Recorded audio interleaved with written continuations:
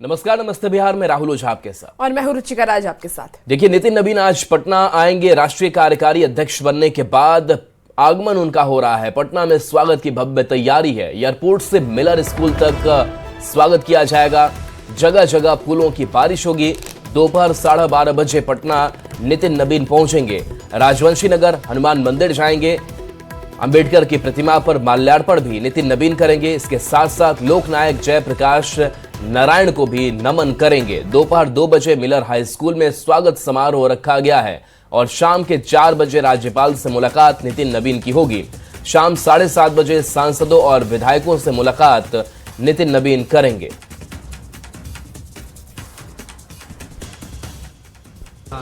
पूरे बिहार में और पूरे पटना में उत्साह का माहौल है। सभी लोगों में, नौजवानों में, आम लोगों में एक नई ऊर्जा का संचार बह रहा है।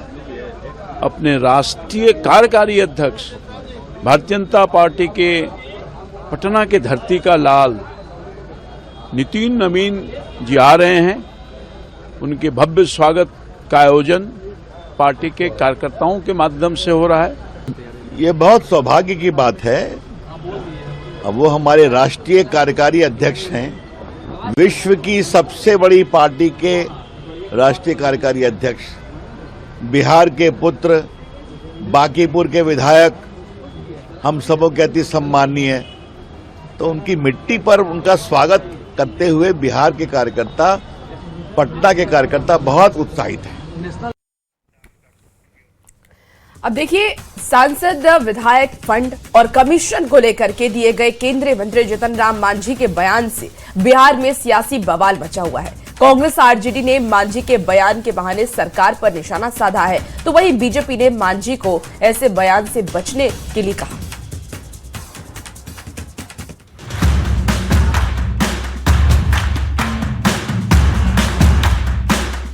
हर एमपी एमएलए कमीशन ले आएगी। हम पर साल वाला कहली कि 5 करोड़ मिला हो ना भाई। अगर 10 पैसा मिले है तो 40 पैसा ने 40 लाख हो जीतो। सब पार्टी के हम दे दिली कि ले में गाड़ी खरीद तो मेरे घर फलना कर ये ना करे था। 3 का दोष है। अपने बयानों से समय समय पर विवाद खड़ा करने वाले हम के संरक्षक और केंद्रीय मंत्री जीतन राम मांझी ने एक और बयान से बिहार में सियासी बवंडर खड़ा कर दिया है। हर एमपी एमएलए कमीशन ले आएगी। हर एमपी एमएलए कमीशन ले आएगी।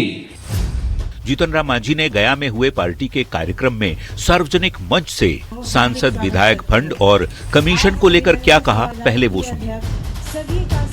वो 2 साल से वो तो 40-80 लाख हो जी, तो 80 लाख कोई पार्टी को होती तो मामूली बात है जी। तहसीला तो कम से कम तहसील बाबा न 5-10% पर जाए तो 5% पर दावा। तो सियासत का दस्तूर है कि एक नेता ने कुछ अटपटा बोला नहीं कि विरोधी लपक ही लेते हैं। ऐसे अनेक उदाहरण हैं। तो मांझी जी ने पोल खोल दी कि ये तमाम भ्रष्ट हैं, चोर हैं। और यहाँ तो खुले मंच से जीतन राम मांझी अपने बेटे और हम के अध्यक्ष को कमीशन लेने की नसीहत दे रहे हैं। ऐसे में भला आरजेडी और कांग्रेस के नेता सरकार पर निशाना साधने का मौका कैसे छोड़ देते। ये स्पष्ट कर दिया कि किस तरह से भ्रष्टाचार को सदाचार और शिष्टाचार का रूप दिया जा रहा है। कमीशन खोरी वाले बयान पर बीजेपी ने जीतन राम मांझी को ऐसे बयान से बचने की नसीहत दी है। साथ ही कहा है कि बीजेपी भ्रष्टाचार पर जीरो टॉलरेंस की नीति अपनाती है। सांसद, विधायक निधि और कमीशन को लेकर जीतन राम मांझी जी द्वारा कही गई बातें उनकी व्यक्तिगत सोच और निजी राय है। भाजपा का इस प्रकार के किसी भी बयान या सोच से कोई लेना देना नहीं। हर एमपी एमएलए कमीशन ले आएगी। मांझी के बयान ने बिहार के राजनीतिक पारे को चढ़ा दिया है और ये सवाल खड़ा कर दिया है कि क्या मंत्री विधायक कमीशन खाते हैं। न्यूज 18 के लिए गया से एलन लीली और पटना से विनीता मिश्रा के साथ ब्यूरो। राज्यसभा चुनाव से पहले जेडीयू प्रवक्ता नीरज कुमार ने दावा किया है कि आरजेडी के कई विधायक उनके संपर्क में हैं। नीरज कुमार का दावा है कि राज्यसभा की 5 सीटें एनडीए के खाते में जाएंगी। महागठबंधन के पास प्रस्तावक की संख्या भी नहीं बचेगी। नीरज के बयान पर कांग्रेस आरजेडी ने पलटवार किया है।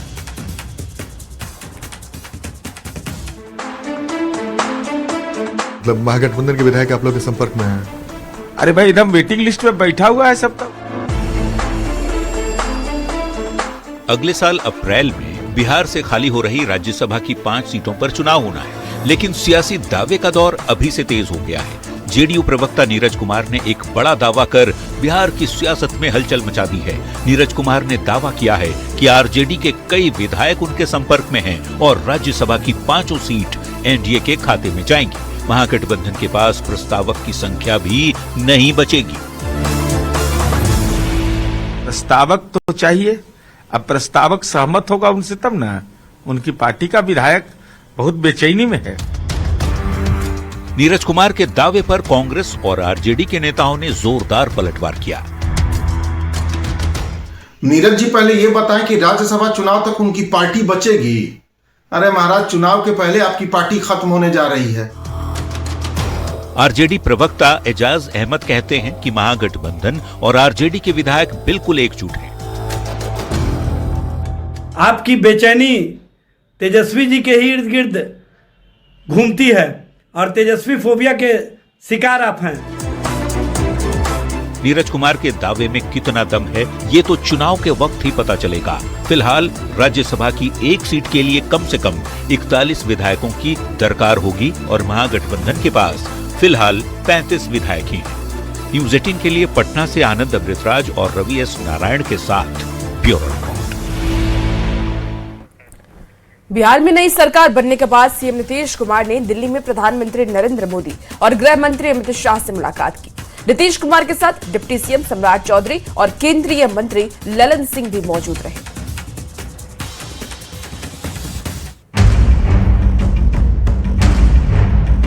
ये तस्वीर 22 दिसंबर 2025 की है। बिहार में नई सरकार बनने के बाद सीएम नीतीश कुमार पहली बार दिल्ली आए और दिल्ली में प्रधानमंत्री नरेंद्र मोदी से मुलाकात की।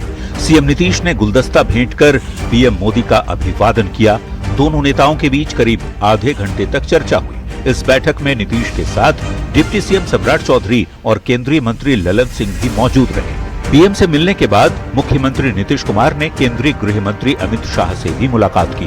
बताया जा रहा है कि दोनों मुलाकात में बिहार के विकास पर विस्तृत चर्चा हुई। शिष्टाचार मुलाकात के बहाने कई मुद्दों पर बातचीत हुई है, जिसे बेहद अहम माना जा रहा है। पीएम मोदी और गृह मंत्री अमित शाह से मुलाकात वाले नीतीश कुमार के इस दिल्ली दौरे को काफी अहम माना जा रहा है। हाल के दिनों में बीजेपी के अंदर बड़े बदलाव हुए हैं। बिहार से आने वाले नितिन नवीन बीजेपी के कार्यकारी राष्ट्रीय अध्यक्ष बने हैं, तो संजय सरावगी को बिहार बीजेपी का अध्यक्ष बनाया गया है। न्यूज़ 18 के लिए दिल्ली से अमितेश सिंह के साथ ब्यूरो रिपोर्ट। बिहार में अपराध को जड़ से उखाड़ फेंकने के लिए प्लान तैयार हो गया है। अब सरकार अपराधियों की संपत्ति जब्त करने की तैयारी में है। बिहार के डीजीपी ने साफ साफ कह दिया है कि अब काली कमाई पर डंडा चलेगा। नए कानून के तहत अपराध से अर्जित संपत्ति जब्त होगी। क्राइम पर अब नो कॉम्प्रोमाइज, काली कमाई पर चलेगा डंडा, अपराध से अर्पित संपत्ति होगी जब्त। बिहार में अब अपराधियों की खैर नहीं है। नई सरकार अपराधियों पर ऐसी चोट करने की तैयारी कर रही है जिसके बाद उनके पास कुछ नहीं बचेगा। गृह विभाग ने साफ मैसेज दे दिया है कि अब अपराधियों की काली कमाई पर डंडा चलेगा। क्राइम पर नो कॉम्प्रोमाइज होगा।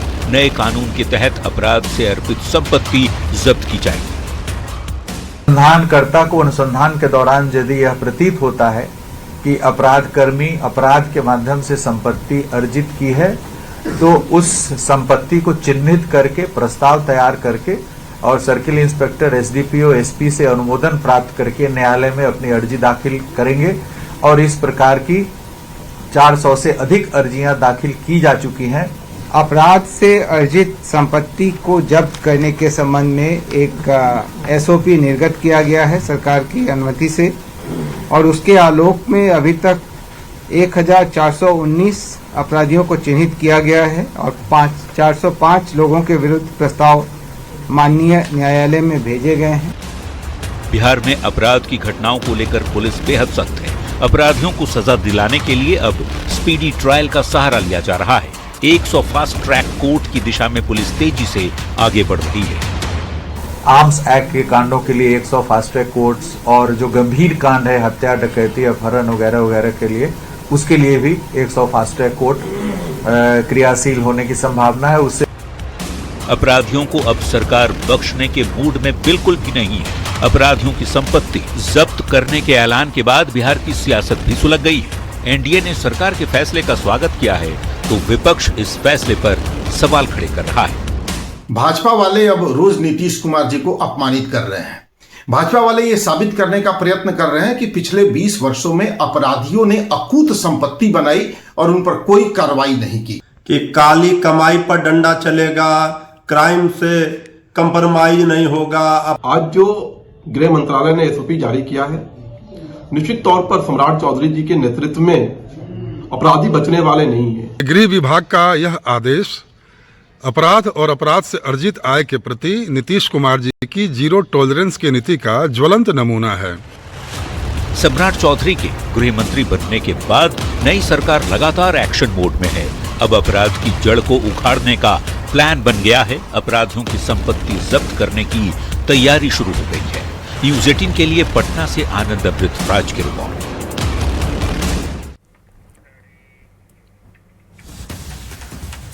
गोपालगंज में ढाबे वाली माता का दरबार फिर से सज गया है। माता का गहना चोरी होने के बाद जेडीयू विधायक अमरेंद्र कुमार पांडे ने माता को सोने का मुकुट और हार भेंट किया।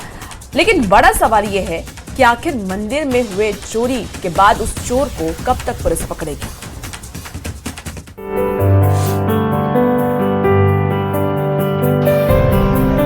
ये दिव्य और भव्य तस्वीर है ढाबे वाली मैया के मंदिर की।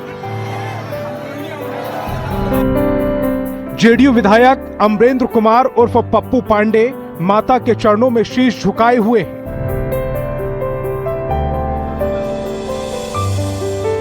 बिहार के प्रसिद्ध सिद्धपीठ थावे दुर्गा मंदिर में चोरी कांड के 5 दिन बाद जेडीयू विधायक ने माता को सोने की हार और मुकुट भेंट किया। जेडीयू विधायक ने थावे वाली माता को 5 गहनों से सुशोभित किया और चरणों में शीश झुकाया। माता के नए श्रृंगार को देखने बड़ी संख्या में श्रद्धालु पहुंचे। पूरे मंदिर परिसर में श्रद्धालुओं का जमघट दिखा। बिहार के प्रमुख सिद्धपीठ थावे दुर्गा मंदिर में हुए आभूषण चोरी के बाद आज जेडीयू विधायक अमरेंद्र कुमार उर्फ पप्पू पांडे परिवार के साथ थावे मंदिर में पहुंचे और माता को सोने की मुकुट, सोने की हार, सोने की मंटिका समेत 5 आभूषण सौंपे। भले ही जेडीयू विधायक ने थावे मंदिर में चोरी के 5 दिन बाद माता के मंदिर में सोने का मुकुट और हार भेंट कर दिया, लेकिन चोरी की इस घटना के बाद पुलिस के हाथ अब भी खाली है। एसआईटी की 5 टीमों ने यूपी बिहार के 17 ठिकानों पर छापेमारी कर 35 लोगों से पूछताछ की, लेकिन सभी को छोड़ दिया गया। डीआईजी और एसपी अवधेश दीक्षित ने खुद मंदिर में चोरी मामले की जांच की, बावजूद इसके कोई कामयाबी नहीं मिली। सीसीटीवी में कैद 2 चोरों की तस्वीर सामने आने के बाद गोपालगंज पुलिस ने 1 लाख का इनाम भी रखा, लेकिन शातिर चोरों का अब तक कोई सुराग नहीं मिल सका। न्यूज़ 18 के लिए गोपालगंज से गोविंद कुमार की रिपोर्ट। नवादा में होमगार्ड जवानों ने ट्रक ड्राइवर से रिश्वत में पैसे नहीं आलू मांगे। रिश्वत में आलू नहीं तो मिले, लेकिन 11 होमगार्ड जवान नप गए। एसपी ने 11 जवानों को सस्पेंड कर दिया। ये रिपोर्ट आपको दिखाते हैं।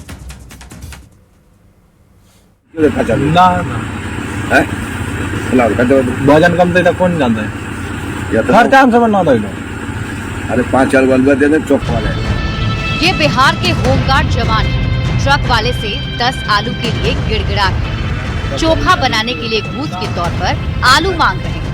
जब ट्रक ड्राइवर ने आलू देने से मना कर दिया तो 5 आलू की डिमांड पर उतर आए, लेकिन रिश्वत के तौर पर आलू मांगना इन 11 जवानों को भारी पड़ गया है। एसपी ने नवादा के इन 11 होमगार्ड जवान को सस्पेंड कर दिया है। आलू आलू हम कहाँ से, हमारे सामान 10 वालों निकाल दें, क्यों देता वजन कम थे कौन जानता है। खर्चा हम सब ना दे अरे 5-4 बल्ब दे दे चौक वाले हमर सामान है जे अरे देखी 5 बल्ब में एक अंदर 4 गो निकाल भी 5 गो कम पे नहीं तू निकाल ला हमरा ना जाए हम निकाल लिए अरे बोरा में जाली मार निकाल ना निकाल तो तू जाके देख लो हो गया स्केल। अब ये दूसरी तस्वीर देखिए। होमगार्ड जवानों को जब ट्रक ड्राइवर ने आलू देने से मना किया और वीडियो बनाने लगे तो जवानों ने उसके कैमरे पर ही हमला बोल दिया। ट्रक ड्राइवर ने पूछा कि जब तनख्वाह मिलता है तो खर्चा क्यों लीजिएगा। बस इसी बात पर जवान भड़क गए। तनख्वाह मिलता है तो खर्चा काची का लीजिएगा। ज्यादा होशियारी ना बनिए। कथी का खर्चा तू मांग रहा है? कथी का खर्चा तू मांग रहा है? फिर हाथापाई करेगा सब तू हाथापाई करेगा रे। अरे नौकरी कर रहा है ना। अरे रिश्वत के तौर पर महज 10 आलू मांगना इन जवानों को महंगा पड़ गया। एसपी ने पूरे वीडियो की जांच के बाद इन जवानों को सस्पेंड तो कर दिया है, लेकिन इस वायरल वीडियो से कई सवाल उठ रहे हैं। बिहार पुलिस का स्तर इतना नीचे कैसे गिर गया है? न्यूज़ 18 के लिए नवादा से अनिल विशाल की रिपोर्ट। गया जिसे इस वक्त की देखिए बड़ी खबर आ रही है। गोलीबारी मामले में एक्शन हुआ है। थाना प्रभारी और एएसआई निलंबित किए गए। थाना प्रभारी पवन कुमार सस्पेंड किए गए। एएसआई फिरोज अख्तर भी निलंबित हुए हैं। आईजी छत्रनील सिंह को सस्पेंड किया गया और एक हफ्ते पहले हुई थी फायरिंग। जमीन विवाद में ये गोलीबारी हुई और मामले में अब तक देखिए 5 लोगों को गिरफ्तार किया गया। जोड़ब मस्जिद के पास हुआ था बवाल। गोलीबारी का जो वीडियो है वो इस वक्त वायरल हो रहा है। इस वक्त की आपको ये बड़ी खबर गया जिसे बता रहे हैं, जहां गोलीबारी मामले में अब एक्शन हुआ है। थाना प्रभारी और एएसआई निलंबित किए गए हैं।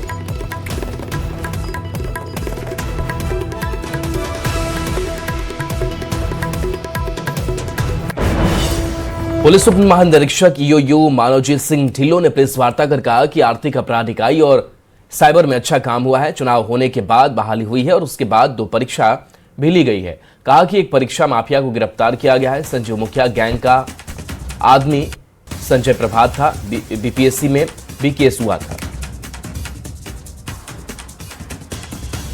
बीपीएससी का मामला है तो इसमें 54 स्टूडेंट्स इसके 54 स्टूडेंट्स थे तैयारी बीपीएससी में। प्रत्येक स्टूडेंट से 1 लाख रुपए का कमीशन अब दिया था और एग्जाम पास होने के टोटल 8 लाख रुपए थे।